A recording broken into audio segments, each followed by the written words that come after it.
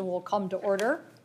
We're here today to consider the nomination of Gigi Sohn to be Commissioner of the Federal Communications Commission.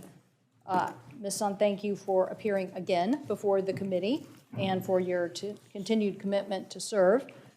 Many members will remember that Ms. Sohn has already appeared before the committee, and she has graciously come back to answer questions and communicate with members. I think it shows the kind of transparent and open process that she would have as commissioner of the FCC.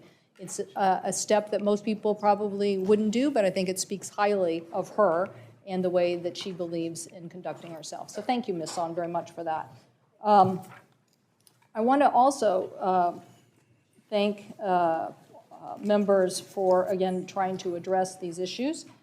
The Federal Communications Commission is a very important organization, and we all know that there are important issues there that affect the daily lives of many people. For example, the commission is trying to be more aggressive about unwanted robocalls and text messaging and the laws that companies should be complying with to report data breaches earlier so consumers know in real time about the threat of their personal information.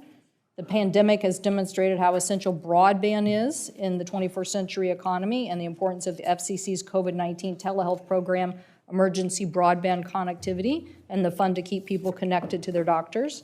The FCC is critical to making sure that funding in the COVID relief law gets to schools and libraries and children, and Ranking Member Wicker and I have also been focused on getting our broadband mapping updated. So we really have no time to waste.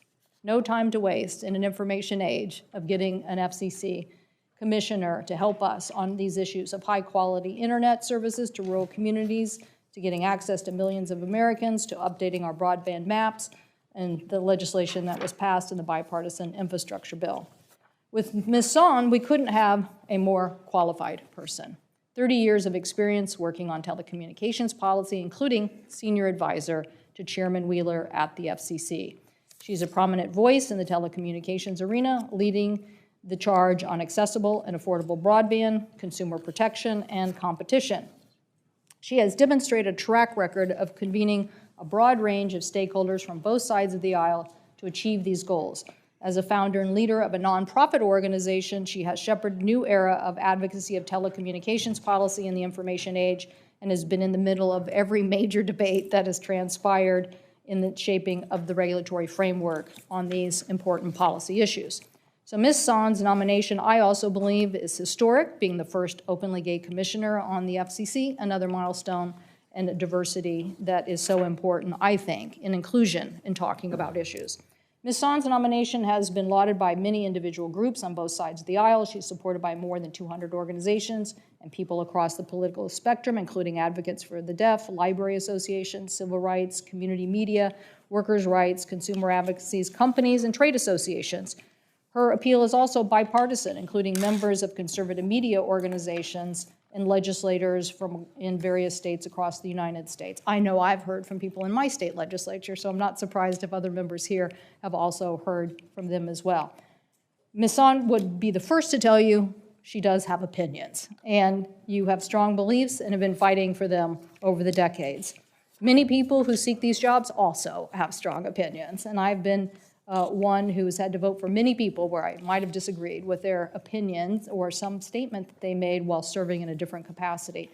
Ms. Sohn will lend her decades-long expertise to important issues and the guidance that the FCC needs to tackle in these issues. I am sure the process of her, we have been very accommodating on the working with our colleagues on the other side of the aisle. Our colleagues asked for more time before Ms. Sohn's original hearing. We granted that. Members asked for this hearing.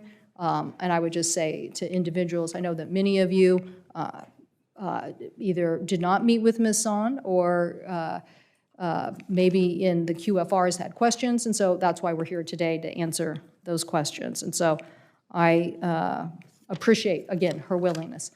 And on an additional note, our outpouring of love at the last hearing to Senator Lujan, I got a text from him yesterday, and he said he very much looks forward to rejoining us and sends his love back to the committee. So with that, I'll turn it over to the ranking member.